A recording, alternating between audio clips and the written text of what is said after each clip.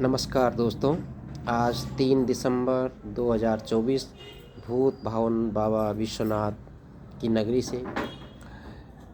तो आज का जो विषय है, असफलता के भंवर में झूलता उत्तराखंड राज्य।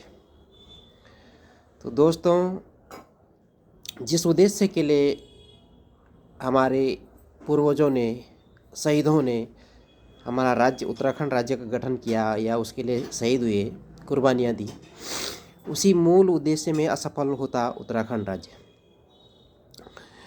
जिन हमारे पूर्वजों ने अपने शहीद हुए और अपने जीवन की कुर्बानियाँ दी, उनका मूल उद्देश्य था कि ये राज्य बनेगा तो यहाँ के बच्चों को रोज़गार मिलेगा, शिक्षा मिलेगी, स्वास्थ्य मिलेगा। लेकिन शिक्षा, स्वास्थ्य और रोज़गार तीनों क्षेत्रों में यह राज्य एक असफल राज्य सिद्ध हुआ, जिसका मूल कारण है कि राज्य बनने के बाद वहाँ के मूल निवासियों के मूल निवासी समाप्त कर दिया गया। सबसे बड़ी आश्चर्य की बात है कि जो हमारे माननीय विधायक थे, तो जब मूल निवास ख़त्म किया तो पहाड़ के विधायकों ने इसका विरोध क्यों नहीं किया। और वहाँ पर सबसे पहले हिमाचल जैसे डॉक्टर यशवंत सिंह परमार जैसे मुख्यमंत्री की आवश्यकता थी, जो जिनका विचार था कि पहाड़ की माटी देवभूमि बेचने के लिए नहीं होती और देवभूमि बेची नहीं जाती। जबकि भगवान राम ने ऋषियों के लिए, भगवान स्वयं ब्रह्मा ने उस भूमि को देवताओं के लिए दिया था, पवित्र भूमि को, और भगवान राम ने ऋषियों को तप के लिए दिया था।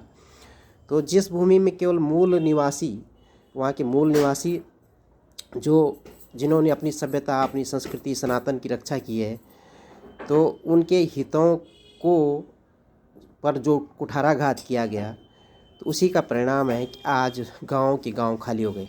क्योंकि जो भी नीति बनी वो मूल निवासियों के विरुद्ध बनी और गांव के गांव खाली हो गए। गांव में स्कूल बंद हो रहे हैं इस समय। पहाड़ के सारे गांव में प्राइमरी स्कूल में जाओ तो कहीं 5 बच्चे, कहीं 7 बच्चे, क्योंकि वहाँ शिक्षा व्यवस्था अच्छी नहीं है, इसलिए गांव के लोग अपने बच्चों को दिल्ली, बम्बई, दूसरी जगह ले जा रहे हैं।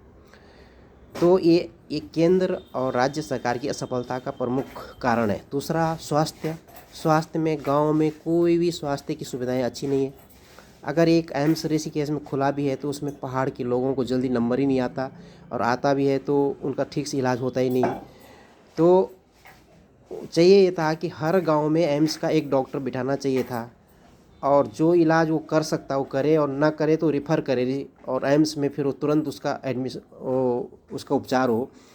लेकिन पहाड़ का आदमी कोई अगर जाता भी है ऋषिकेश में तो 5 दिन 4 दिन तो उसको पर्चा लेने में लग जाता है। पहले पर्चा ही नहीं मिला तो फिर इलाज नहीं हो पाता।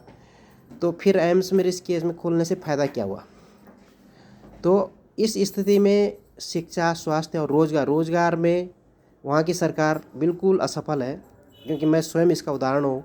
70 वर्षों से मेरे गांव में भी किसी को रोज़गार नहीं मिला। केंद्र और राज्य सरकार, केवल फौज को छोड़कर कुछ लोग मिलिट्री में दौड़ भाग करके अपने भाग्य से भर्ती हो गए, और आज तक 70 वर्षों में केंद्र सरकार और राज्य सरकार ने एक चपरासी की नौकरी भी नहीं मिली किसी को। तो ये शिक्षा, स्वास्थ्य और रोज़गार तीनों क्षेत्र में असफल राज्य उत्तराखंड एक असफल राज्य है।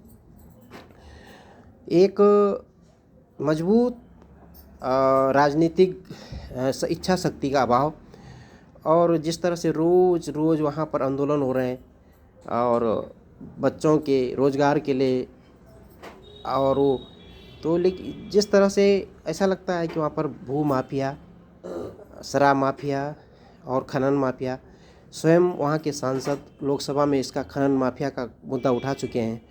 तो और कभी जब उत्तरकाशी में जो कांड हुआ, पहाड़ के लोगों पर लाठीचार्ज हो रहा, तो वहाँ के लोग जितने शांतिप्रिय, जितने सरल होते हैं, उतना संसार में कहीं के लोग नहीं होते। तो बड़ा दुर्भाग्यपूर्ण है।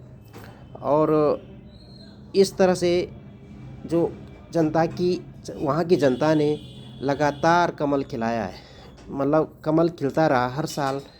4 और 3 7 सांसद लोकसभा से एक ही पार्टी को जाते हैं, लेकिन उस पार्टी से वहाँ की जनता को